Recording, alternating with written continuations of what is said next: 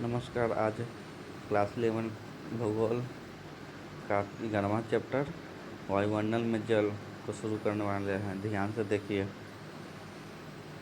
म- मानव के लिए वायुमंडल का सबसे महत्वपूर्ण घटक निम्नलिखित में से कौन सा है? उत्तर जलवाष्प। निम्नलिखित में से वह प्रक्रिया कौन सी है जिसके द्वारा जल द्रव से गैस में बदल जाता है? वाष्पीकरण।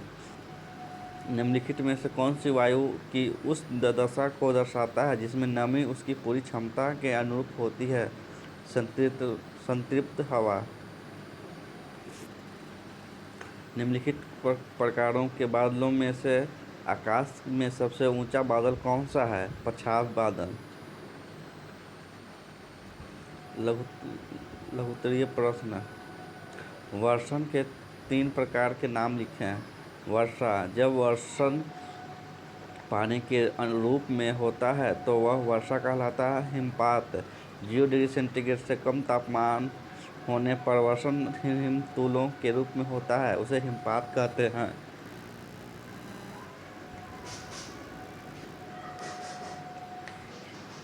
सहिमवृष्टि।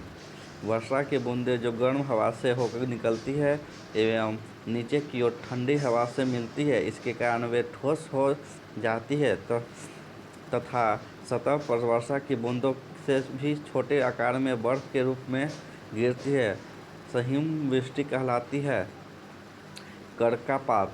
यह भी वर्षण का एक प्रकार माना जाता है। यह काफ़ी सीमित मात्रा में होता है एवं समय एवं क्षेत्र की दृष्टि से यदाकदा भी होता है।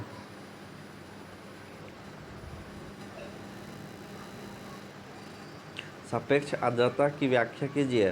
सापेक्ष आर्द्रता दिए गए तापमान पर अपनी पूरी क्षमता की तुलना में वायुमंडल में मौजूद आर्द्रता के प्रतिशत को सापेक्ष आर्द्रता कहा जाता है।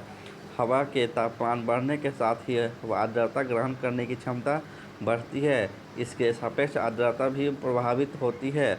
यह महासागरों के ऊपर सबसे अधिक तथा महाद्वीपों के ऊपर सबसे कम होती है।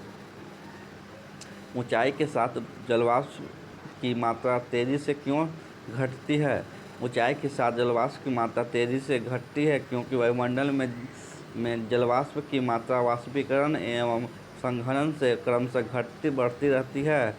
आर्द्रता हवा में मौजूद जलवाष्प को कहते हैं।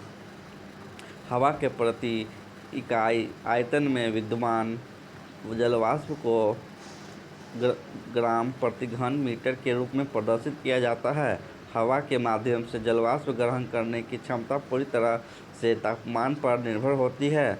ऊंचाई बढ़ने के साथ ही तापमान घटता जाता है, अर्थात 165 मीटर की ऊंचाई पर 1 डिग्री सेंटीग्रेड तापमान घट जाता है। इसलिए ऊंचाई बढ़ने के साथ ही साथ तापमान घटने पर जलवाष्प की मात्रा भी घटती जाती है। बादल कैसे बनते हैं? बादलों का वर्गीकरण कीजिए।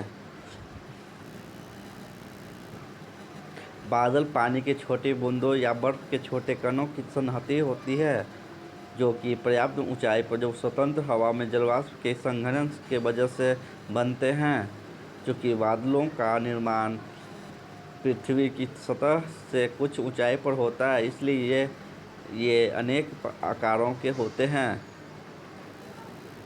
विस्तार, घनत्व, ऊंचाई, पारदर्शिता या अपारदर्शिता के अंतर्गत बादलों को 4 रूपों में वर्गीकृत किया जाता है: कपासी मेघ, पक्षाभ मेघ, वर्षा मेघ, स्तरीय मेघ।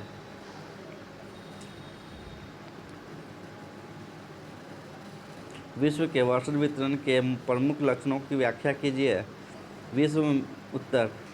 एक साल में वर्षा की कुल मात्रा के आधार पर विश्व में निम्नलिखित विविधता देखने को मिलती है। विश्व के तटीय क्षेत्रों में महाद्वीपों के भीतरी भागों की अपेक्षा अधिक वर्षा होती है।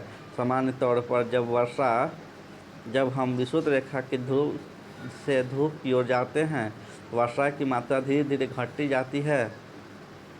विश्व के स्थलीय भागों की अपेक्षा महासागरों के ऊपर वर्षा अधिक होती है।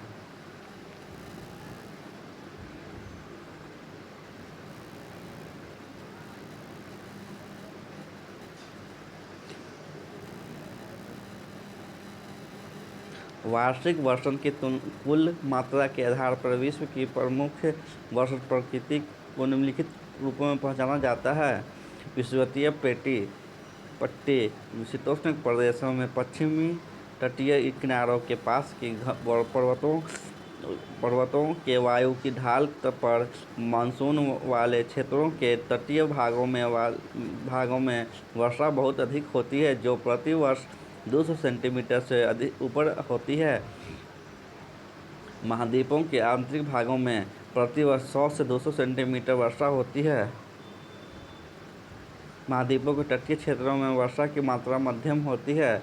उष्णकटिबंधीय क्षेत्र के केंद्रीय भाग शीतोष्ण क्षेत्रों के पूर्वी एवं भीतरी भागों में वर्षा की मात्रा 50 से 100 सेंटीमीटर प्रति वर्ष तक होती है। महाद्वीपों के भीतरी भाग के वृष्टि छाया क्षेत्रों में पड़ने वाले भाग उच्च अक्षांश वाले क्षेत्रों में प्रति वर्ष 50 सेंटीमीटर से भी कम वर्षा होती है। अगला क्वेश्चन,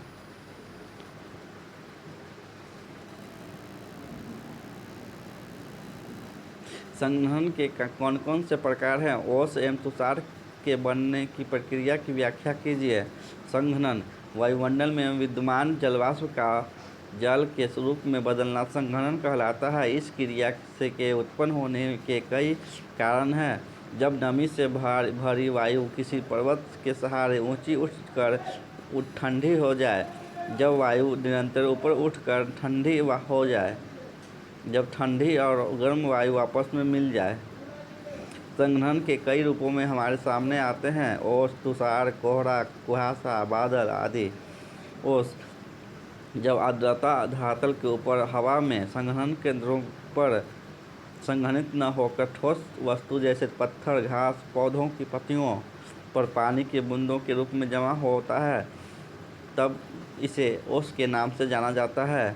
कोहरा या कुहासा जब काफ़ी ज़्यादा मात्रा में जलवाष्प से भरी हुई वायु सन्हती अचानक नीचे की ओर गिरती है, तब छोटे छोटे धूलकणों के ऊपर ही संघनन की प्रक्रिया होती है। यह सतह पर या सतह के काफ़ी निकट होती है। कुहासे एवं कोहरे में केवल इतना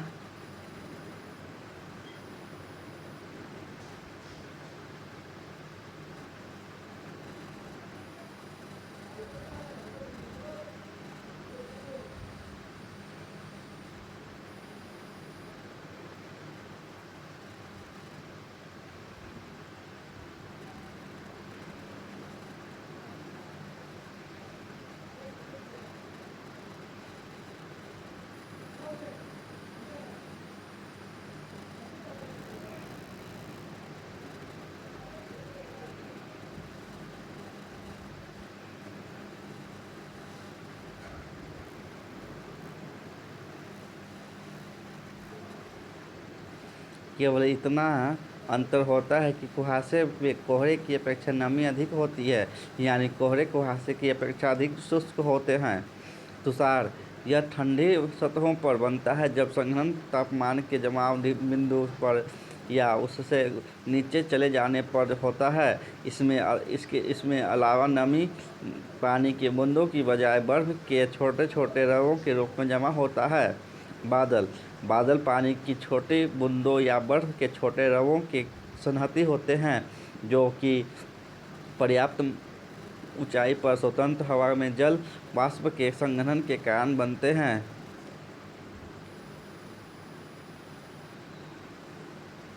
ओस और तुषार बनने की प्रक्रिया।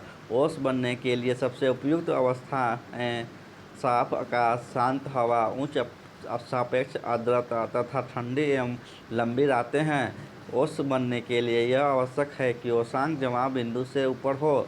तुषार बिंदु सतहों पर बनता है जब संघनन तापमान के जमाव बिंदु से नीचे। उजले तुषार के बनने की सबसे उपयुक्त अवस्थाएं ओस बनने की अवस्थाओं के समान है। केवल हवा का तापमान जमाव बिंदु पर या उससे नीचे होना चाहिए।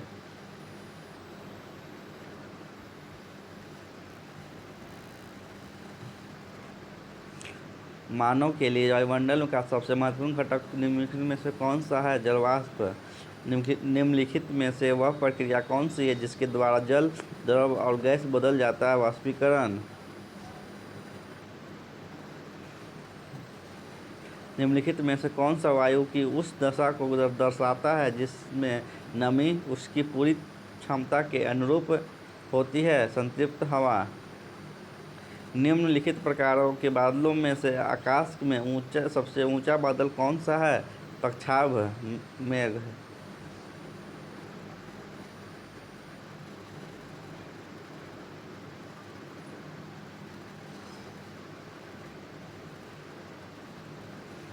धन्यवाद। 11वां चैप्टर समाप्त हुआ है।